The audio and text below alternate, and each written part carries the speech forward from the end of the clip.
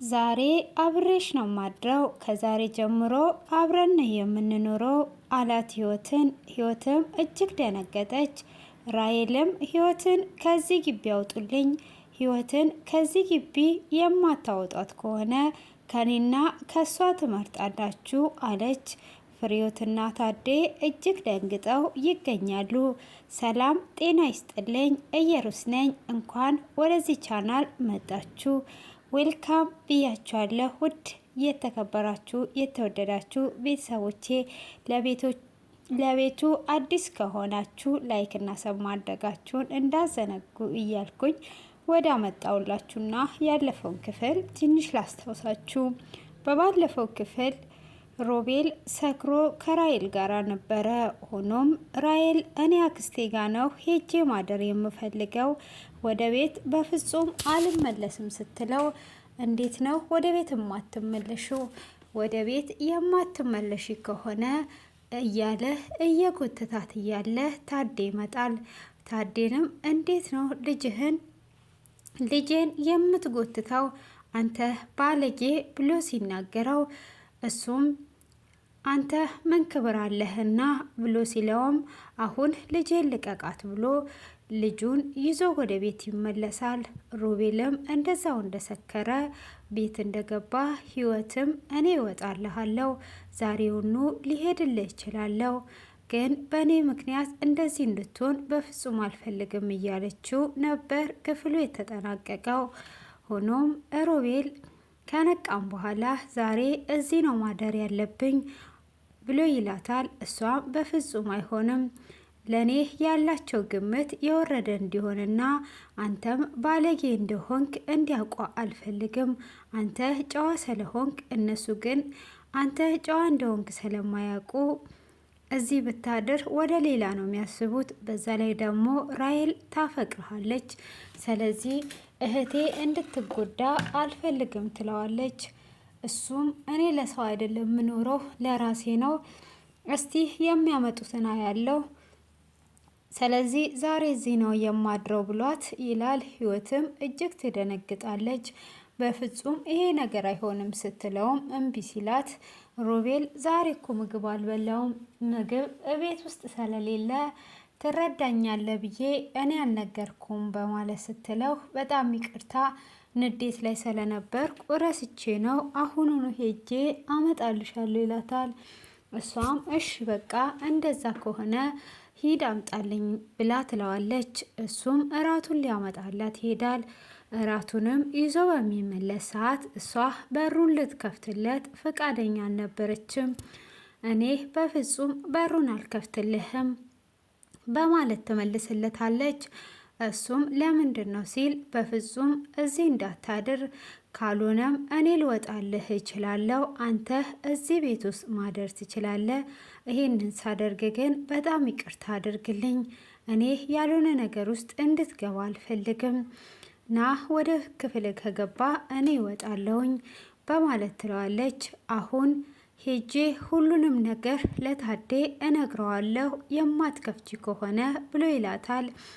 ይሄ ወንድነት አይደለም፣ አንድ ሚስጥር አውቀህ በዛ ልታስፈራራኝ አትችልም ስትለውም፣ በይ የማትከፍቺ ከሆነ እንደዛ ነው የማደርገው ብሎ ይላታል።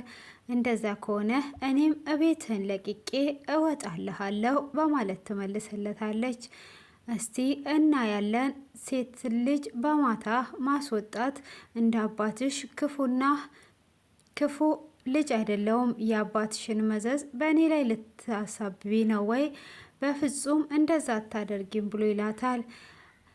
እሷም እሺ በቃ አሁን አንተ ለዛሬ ብቻ ደርልኝ፣ እኔ ነገ ከዚህ ይወጣልሃለሁ በማለትም ቃል ትገባለታለች። እሱም እሺ ራትሽን ወስደሽ ብይ እኔ ሄዳለሁ በማለትም ሮቤል ይሄዳል። እሷም ምግቧን እየበላች እያለ ታዴ ወደ ውስጥ ይገባል። ምግብ በልተሽ የማታቂ ትመስያለሽ ብሎ ይላታል። አዎ እየበላው ነው ስትል፣ በሽጉጥ ያስፈራራኝን ሰው አስታውሰሻል ወይ? እሱን እንድትነግርኝ ነው የመጣሁት በማለት ሲላት፣ እኔ እሱን እያሰብኩ አይደለም፣ ሰላንተ እያሰብኩኝ ስለሆነ ምንም ያስታወስኩት ነገር የለም በማለት ትመልስለታለች። እሱም ነው እንዴ? እንደዛ ከሆነ እሺ፣ ግን እንድታስቢበት እፈልጋለሁ።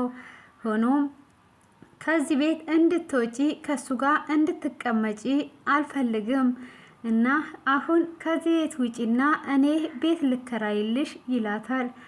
እሺ የስንት ወር ትከፍልልኛለህ? አንተ ከከፈልክልኝ እኔም የራሴን ስራ ፈልጌ መስራት እችላለሁ ብላ ትለዋለች። እሺ እኔ የፈለግሽውን ያህል እከፍልልሻለሁ፣ ግን ከዚህ እንድትወጪ ነው ፈልገው ሲላት፣ እሺ የ4 ወር ክፈልልኝ ብላ ትለዋለች።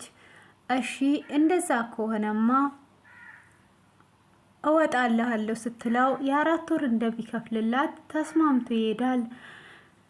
ራሔልም እየሮጠ ትመጣና አንቺ የማይወድሽ ወንድ ቤት ምንድን ነው የምትሰሪው? ለምንድን ነው ከዚህ ቤት የማትሄጂው? ለምን እሱ ጋር ትቀመጫለሽ? በማለትም ትላታለች። እኔ እዚህ እንድቀመጥ ያስቸገረችኝ ፍርዬ ናት። እኔ ለፍርዬ ብዬ ነው። አንቺ ሮቤልን እንደምታፈቅሪው ማወቅ ስለፈለገች ነው። አንቺ የምታፈቅሪውና ደግሞ እንደማታገኙ እንድታቂ ስለፈለገች ለምናኝ ነው ብላ ትላታለች። በፍጹም እናቴም ሆነች አባቴ በእኔ ላይ እንደዚህ ያደርጉም በማለት ትናገራታለች።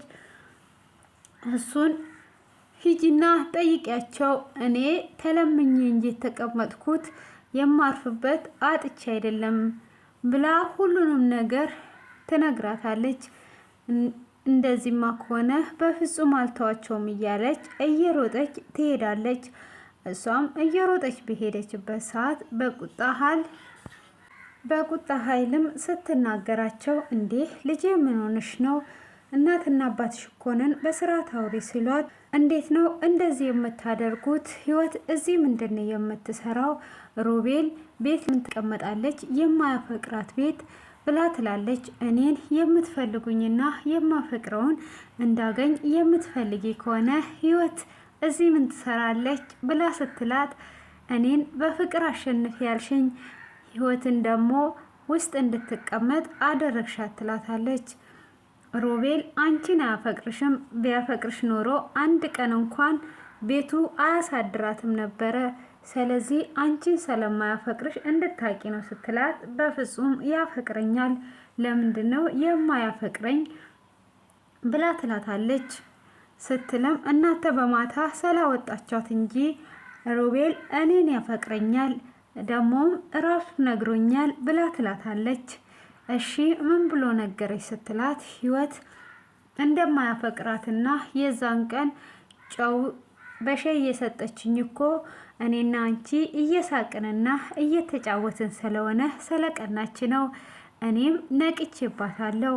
ለዛ ነው እንደዛ ያረኩት። እኔ አልወዳትም በማለት ተናግሮኝ ነው የዛን ቀን እንድንጣላ ያደረገው። ከዛን እሱ ቤት እንድትገባ አደረገ። አየሽ አይደል እንዴት አድርጎ እንደተጠቀመብሽ። ይህ ሴራ ሁሉ የሱ ነው። ስለዚህ የሚወዳትን ልጅ በእጁ አስገባት። አንቺ ከእሱ መራቅ አለብሽ። በኋላ እንድትጎጂ በፍጹም አልፈልግም ትላታለች። ራሔልም እሱ ይወደኛል እንደዛ ብሎ ነገር የለም በማለትም እጅግም ስትቆጣቸው፣ እኔ ተጎድተሽ ከማይሽ አሁን ላይ ሁሉንም ነገር እንድትማሪ ነው በማለትም ስትናገራት፣ አሁንም ህይወት ጋር ትሄድና ህይወትን ውጪ ስትል ሮቤል ይወጣል። እኔ ከወጣው ሮቤል ተከትሎኝ ስለሚወጣ እኔ እዚህ እቀመጣለሁ፣ ሮቤል ይወጣል ብላ ትላታለች። እንግዲህ ራሔልም በዚሁ እናትና አባቷን ህይወትን ከዚህ ቤት አውጡልኝ፣ ህይወትን ከዚህ ቤት የማታስወጡልኝ ከሆነ ወይን እኔን ወይን እሷን ትመርጫለሽ ብላ እያስፈራራቻት ነው። እንግዲህ ሮቤልም ሆቴል ይዞ ነው ያደረው። ህይወትም እዛ ቤት እንድትቀመጥ ያደረጉት ራሔልን እንዳያፈቅራትና አብሮ እንዳይኖር እሱ አይመጥንሽም፣ የሚመጥነው ለህይወት ነው ብለው ስለሚያስቡ ነው። ህይወትን ግን እጅግ ያፈቅራታል። ራሔል እንድትጎዳባቸውም ሆነ ሮቤልን እንድታፈቅረው በፍጹም አይፈልጉም። ውድ የተከበራችሁና የተወደዳችሁ ቤተሰቦቼ ቀጣዩን ክፍል ይዤላችሁ ስለምቀርብ ሰብና ላይክ እንድታደርጉኝ ስል በድጋሜ በአክብሮት ጠየኳችሁ።